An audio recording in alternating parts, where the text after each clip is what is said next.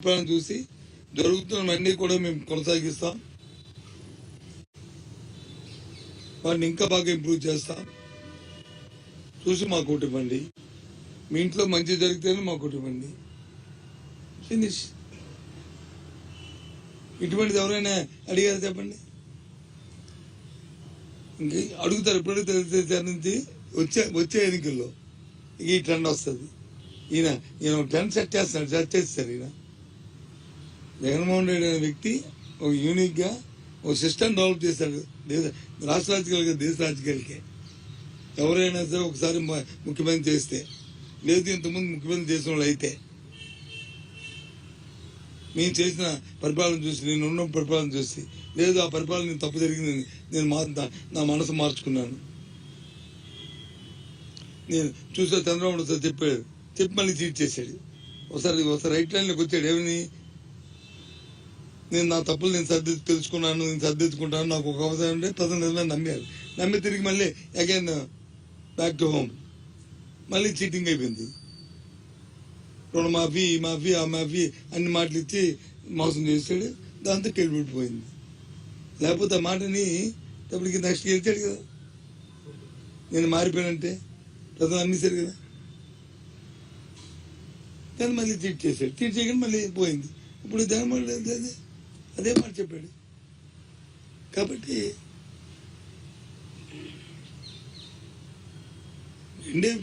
ఎప్పుడు కూడా రాజకీయాల్లో రెండే ప్రశ్నలు.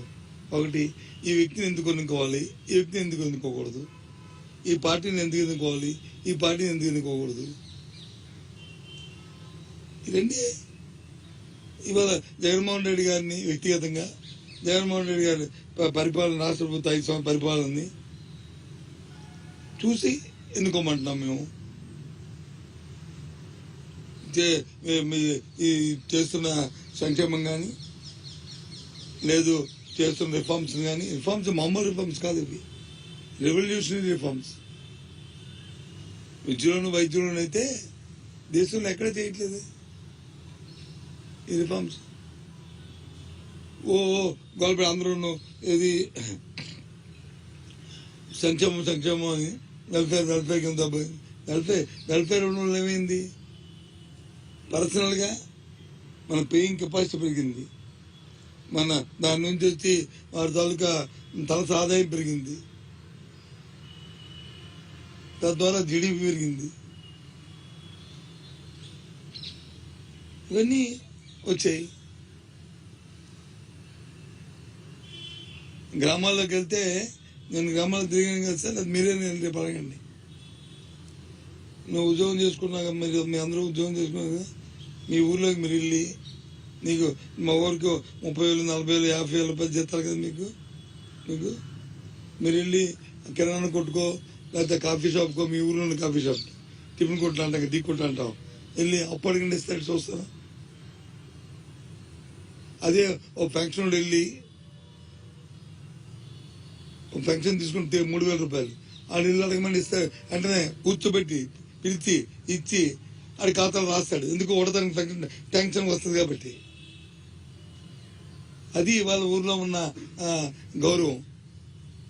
వృద్ధుడికి కానీ, వికలాంగుడికి కానీ, మహిళకి కానీ, వితంతువుకి కానీ, అందరికీను ఎందుకు టైం బౌండ్గా అలాగే వస్తుందనే నమ్మకంతో దాంతో వాళ్ళ విలువ ఎంత పెరిగింది గ్రామాల్లో, ఆ కుటుంబంలో కానీ. మరి నువ్వు 50,000 అప్పుడు 10 రూపాయలు టిఫిన్ కొట్టుకి ఎప్పుడు మానేస్తావు అయినా అడిగి బిలీవ్ చేయడు. ఈ జీతం వస్తాడు ఎవడో, తాలూకా ఆ ఛానల్ ఎండి ఇస్తాడు ఎవడో జీతాలు, అలా చూడు ఇస్తాడు ఎవడో, ఎప్పుడు ఇస్తాడు, ఎప్పుడు ఇస్తాడు, ఎప్పుడు వస్తుందో. కానీ ఇది మాత్రం 1వ తారీఖు వచ్చేస్తుంది. నాకు 1వ తారీఖు మధ్యాహ్నం 12 గంటలకల్లా ఆ డబ్బులు వచ్చేస్తుంది నమ్మకం. అది గ్రేట్ చేసేది, అది గ్రేట్. ఇంతేకాకుండా ఇవాళ ఇండియాలో, దేశంలో ఏదైనా ఒక విషయాన్ని క్షేత్రస్థాయికి తీసుకెళ్ళిన ఆంధ్రప్రదేశ్లో వెళ్తున్నంత డెలివరీ సిస్టమ్ ఇండియాలో ఎక్కడ లేదు. మన సచివాలయం వాలంటరీ వ్యవస్థ